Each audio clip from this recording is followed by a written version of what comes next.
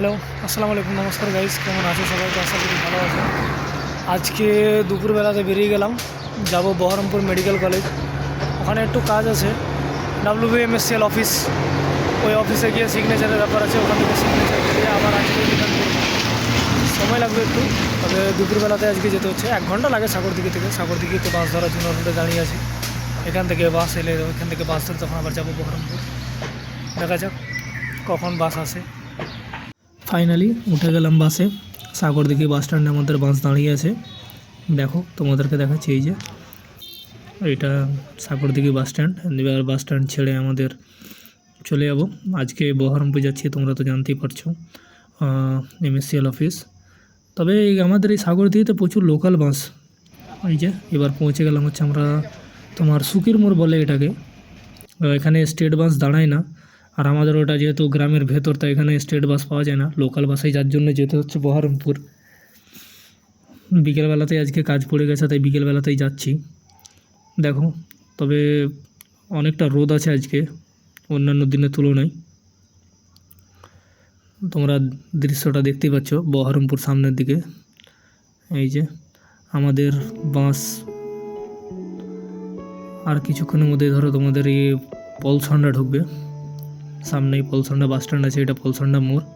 সামনের দিকে রাস্তাটা লালবাগ চলে যাচ্ছে, আর এইটা সোজা বহরমপুরের দিকে চলে যাচ্ছে। এই যে দেখো, চলে এলাম আমরা পলসন্ডা। পলসন্ডা থেকে হয়তো আর বেশিক্ষণ সময় লাগবে না। পলসন্ডা মোড় ছেড়ে এলাম পিছনে। আমাদের আর বাস দেখো সামনেই পলসন্ডা বাস স্ট্যান্ডে দাঁড়াবে। এখানে 5 মিনিট মতো দাঁড়াই, কারণ লোকাল বাস ভাই, স্টেট বাস হলে এতক্ষণ দাঁড়াতো না। আর বললাম গ্রামে বাড়ি যেহেতু, ওখানে স্টেট বাস পাওয়া খুব যায় না, বহরমপুরে আসার জন্য লোকাল বাসে আসতে হয়। এই যে দেখো, পলসন্ডা ছেড়ে বেরিয়ে যাচ্ছে। এবার তারপরে পড়ে যাবে আমরা টোল পাবো সামনে। পলসন্ডা পেরিয়েই শিবপুর টোল প্লাজা। তোমরা তো অনেকেই চেনো, না চেনা কিছু নয়। শিবপুর টোল প্লাজা বহরমপুর হাইওয়ের মধ্যেই বানানো আছে। এটা এখানে একটাই টোল প্লাজা আছে, ওমরপুর থেকে ছেড়ে এসে। এরপরে আর টোল সেরকম আর নেই মনে হয় এখানে। এই যে দেখো, ভিড় নেই সেরকম। তো বাসটা এখান থেকে টোল থেকে খুব আরামেই বেরিয়ে যাবে, কোনো অসুবিধা নেই। আমাদের বাস আর কিছুক্ষণের মধ্যে হয়তো বহরমপুর ঢুকবো হয়ে যাবে। দেখো, এই যে টোল দেখতেই পাচ্ছ। আর কিছুক্ষণ পর আমাদের বাস চলে এলো বহরমপুর বাইপাসের কাছাকাছি। দেখো, বহরমপুর বাইপাস যাচ্ছে, তোমাদেরকে দেখানোর চেষ্টা করব।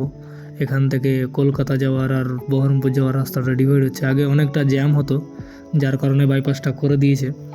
একটা কলকাতা সাইডের দিকে যাচ্ছে, আর একটা বহরমপুর শহরের ভিতর হয়ে কলকাতা যাচ্ছে। আগে একটাই রাস্তা ছিল, যখন একটা রাস্তা ছিল তখন বহরমপুর যেতে গেলে 2 ঘন্টা 2.5 ঘন্টা হাতে নিয়ে বেরোতে হতো। ভাবো তাহলে কতটা জ্যাম হতো। এখন যদিও জ্যামটা অনেকটা কম হয়েছে রাস্তাটা হওয়ার জন্যে। প্রত্যেকটা জায়গাতেই বাইপাস করে দিয়েছে, মালদাতেও করা আছে, এখানেও করেছে, রায়গঞ্জেও করা আছে। কারণ এতে শহরের জ্যামটাকে একটু কম করে দেয় তুলনামূলক হলেও। এই যে দেখো, আমি অন্য জানলার দিকে বসে আছি বলে ওই দিকটা তোমাদেরকে দেখাতে পারলাম না, এই দিকটাই দেখাচ্ছি। এখান থেকে বাইপাস আলাদা হয়ে গেছে, এটা বাইপাস পেরিয়েই এখানে।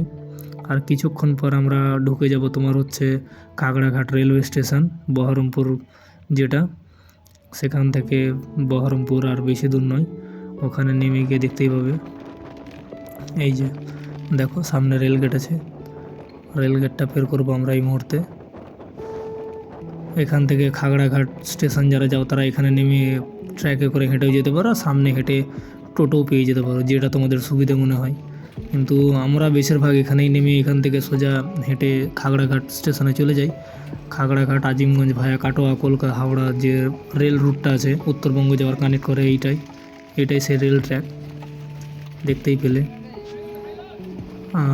এই যে আমরা গেট বেরিয়ে গেলাম। এবার আমাদের যেটা মেন সেটা হচ্ছে বহরমপুর ভাগীরথী নদী পার করব সেটা। তার আগের মুহূর্তটা দেখো কত উপরে উঠছে। নিচে বসবাসগুলো বাড়িগুলো দেখতে পেলে বুঝবে যে রাস্তা কতটা উপরে উঠছে।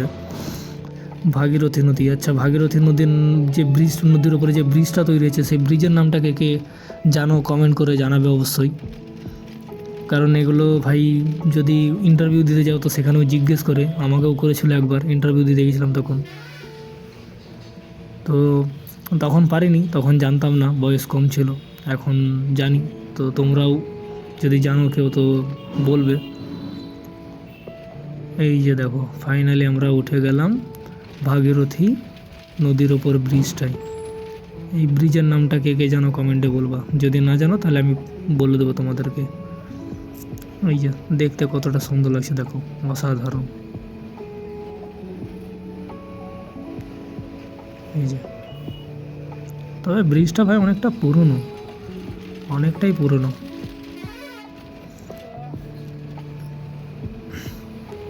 দৃশ্যটা তোমরা দেখলে আশা করি কতটা সুন্দর। ফাইনালি আমরা পৌঁছে আবার কিছুক্ষণের মধ্যে বহরমপুর, ওখানে নেমে সোজা চলে যাব WBMSCL অফিস, হসপিটাল, মেডিকেল কলেজে। একদম ওই বহরমপুর কোর্ট স্টেশনের ওই দিকটাতেই আছে, ওখানে নেমে আমার শর্টকাট হয়। তবে আর একবার দৃশ্যটা তোমরা দেখে নাও কতটা সুন্দর। এটা আমাদের মুর্শিদাবাদে অবস্থিত।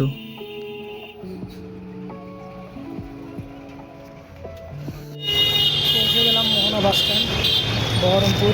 এখান থেকে যাব মেডিকেল কলেজ, WBMSCL অফিস, তাই টোটো ধরবো, টোটো ধরে যাব।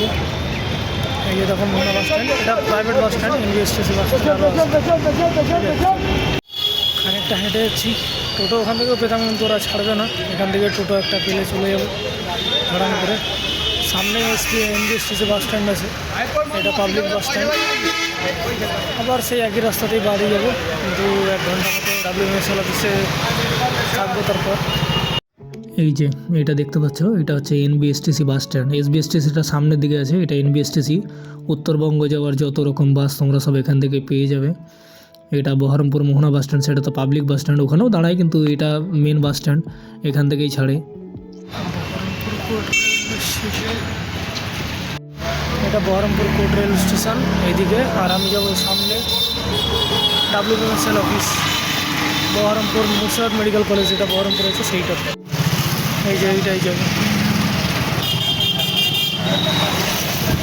এইটা দিয়ে ঢুকতে সুবিধা, কারণ এটা WBMSCL অফিস ধরা পেছন দিকে আছে, MSCL অফিস যেটা আছে।